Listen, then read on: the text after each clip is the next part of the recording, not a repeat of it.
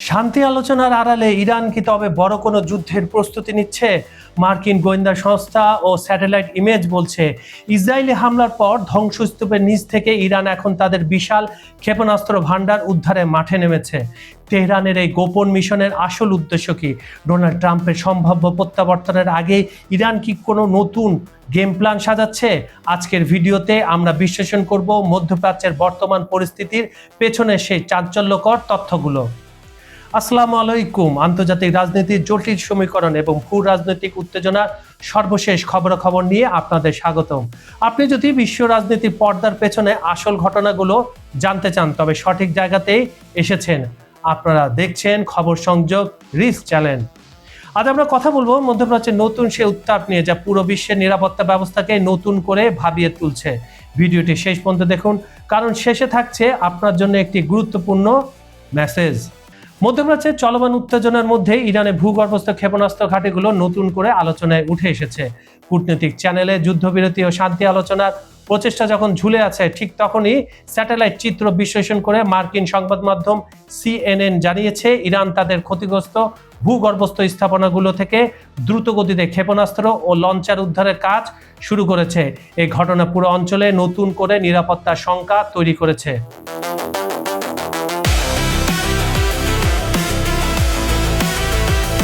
গত 28শে মে প্রকাশিত CNN এর বিশ্লেষণ অনুযায়ী সাম্প্রতিক সময়ে ইসরায়েল ও যুক্তরাষ্ট্রের যৌথ বিমান হামলায় ইরানের বেশ কিছু গুরুত্বপূর্ণ ক্ষেপণাস্ত্র কমপ্লেক্সের প্রবেশপথ বিধ্বস্ত বা বন্ধ হয়ে গিয়েছিল।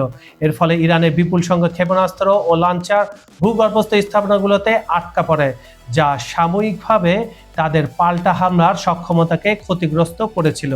তবে সাম্প্রতিক স্যাটেলাইট চিত্রে দেখা গেছে ইরান এখন বুলডোজার ও ডাম্প ট্রাকের মতো ভারী যন্ত্রপাতি ব্যবহার করে দ্রুত গতিতে ধ্বংসস্তূপ সরিয়ে সেই প্রবেশ পথগুলো পরিষ্কার করছে। এর মাধ্যমে তারা তাদের ভূগর্ভস্থ ক্ষেপণাস্ত্র অবকাঠামোকে আবারও সচল করে তুলছে। সামরিক বিশ্লেষকদের মতে এই তৎপরতা প্রমাণ করে কেবল বিমান হামলা চালিয়ে ইরানের দীর্ঘমেয়াদী সামরিক সক্ষমতা পুরোপুরি ধ্বংস করা অত্যন্ত কঠিন এবং 40 দিনের যুদ্ধ শেষ হওয়ার সঙ্গে সঙ্গে ইরান কিন্তু এই কাজগুলো করছে। গত এক সপ্তাহে এটা আরো দ্রুত গতিতে হচ্ছে।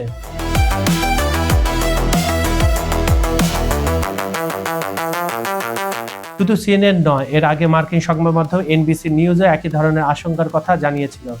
NBC তাদের প্রতিবেদনে উল্লেখ করেছিল যুক্তরাষ্ট্র ইসরায়েলি বিমান হামলায় যে ক্ষেপণাস্ত্র ও গোলাবারুদ ভূগর্ভস্থ নিচে চাপা পড়েছিল বা লুকিয়ে রাখা হয়েছিল, ইরান এখন সেগুলো উদ্ধারের সর্বাত্মক প্রচেষ্টা চালাচ্ছে। শুধু প্রচেষ্টা না, তাদের 90% কাজ অলরেডি হয়ে গেছে, সর্বশেষ চীনা স্যাটেলাইটের চিত্রে যেটা দেখা গেছে। মার্কিন গোয়েন্দা সুস্থ ও সংশ্লিষ্ট কর্মকর্তাদের বরাতে জানা গেছে চলমান যুদ্ধবিরতির সুযোগকে কাজে লাগিয়ে ইরান তাদের সামরিক ভান্ডার পুনরুদ্ধারে মরিয়া হয়ে উঠেছে। বিশ্লেষকদের মতে তেহরানের এই তৎপরতার পেছনে একটি কৌশলগত লক্ষ্য রয়েছে। ইরানের আশঙ্কা ডোনাল্ড ট্রাম্প যদি পুনরায় কঠোর সামরিক পদক্ষেপ নেওয়ার সিদ্ধান্ত নেন তবে যেন তারা কোনোভাবে অপ্রস্তুত না থাকে। এ কারণে ইরান তাদের ড্রোন ও ক্ষেপণাস্ত্রের সক্ষমতা দ্রুত পুনর্গঠন করতে চাইছে, যাতে প্রয়োজন হলে পুরো মধ্যপ্রাচ্য জুড়ে তারা নতুন করে পাল্টা আঘাত হানতে পারে।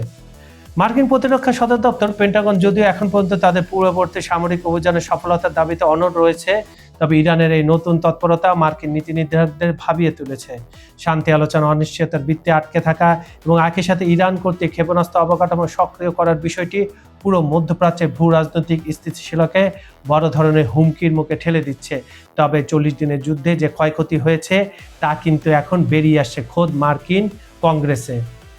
কিছুদিন আগে, সপ্তাহখান আগে 42টি বিভিন্ন ধরনের প্লেন এবং র্যাপ্টার ড্রোন ক্ষতিগ্রস্ত রিপোর্ট খোদ মার্কিন সরকারই দিয়েছে। এটা লিক আউট হয়ে গেছিল, তারপরে তারা স্বীকার করতে বাধ্য হয়েছে। এছাড়া মার্কিন যে 25টা ঘাঁটি রয়েছে মধ্যপ্রাচ্যে, তার মধ্যে 17টার অবস্থা নাজুক, এগুলো আর এখন কাজ করা যাচ্ছে না। এখন পর্যন্ত এই বিষয়ে ইরানের পক্ষ থেকে কোনো আনুষ্ঠানিক প্রতিক্রিয়া পাওয়া যায়নি, তবে পরিস্থিতি যেদিকে গড়াচ্ছে তাতে এটা স্পষ্ট যে ইরান তাদের সামরিক সক্ষমতাকে যে কোনো মূল্যে সুরক্ষিত রাখতে বদ্ধপরিকর। একদিকে কূটনীতিক আলোচনার টেবিল, অন্যদিকে মাটির নিচে ক্ষেপণাস্ত্র উদ্ধারের লড়াই। এই দ্বিমুখী পরিস্থিতিতে মধ্যপ্রাচ্যের ভবিষ্যৎ এখন এক চরম অনিশ্চয়তার দোলাচলে দুলছে। ওয়াশিংটন ও তেহরানের মধ্যকার এই স্নায়ুযুদ্ধ ভবিষ্যতে কোন দিকে মোড় নেয়, এখন সেটাই দেখার বিষয়। মোদিরা ইরান মাটির নিচে যা করছে তা শুধু তাদের নিজেদের সুরক্ষার জন্য নয়, বরং পুরো বিশ্ব ব্যবস্থাকে ওলটপালট করে দেওয়ার জন্য যথেষ্ট, এবং এর পিছনে রাশিয়া এবং চীন সরাসরি সহযোগিতা করছে। আপনারা কি মনে করেন ইসরায়েল আবারও কোনো ভয়াবহ হামলা চালাবে, নাকি ইরান এই ধ্বংসস্তূপ থেকে নতুন কোনো সুপার পাওয়ার হিসাবে আত্মপ্রকাশ করবে? এই জটিল ভূ রাজনীতি পর্দার পেছনে সব অগোচরে থাকা তথ্যগুলো জানতে আমাদের চ্যানেলের সাথেই থাকুন। আর হ্যাঁ, ভিডিওটি যদি আপনার একটু ভালো লেগে থাকে তবে একটি লাইক দিতে ভুলবেন না, এতে আমাদের কাজের উৎসাহ বহুগুণ বেড়ে যায়। আপনাদের মূল্যবান মতামত কমেন্ট বক্সে জানান। সব বিতর্ক ও আলোচনার জন্য আমরা প্রস্তুত। দেখা হবে পরবর্তী ভিডিওতে। আল্লাহ হাফেজ।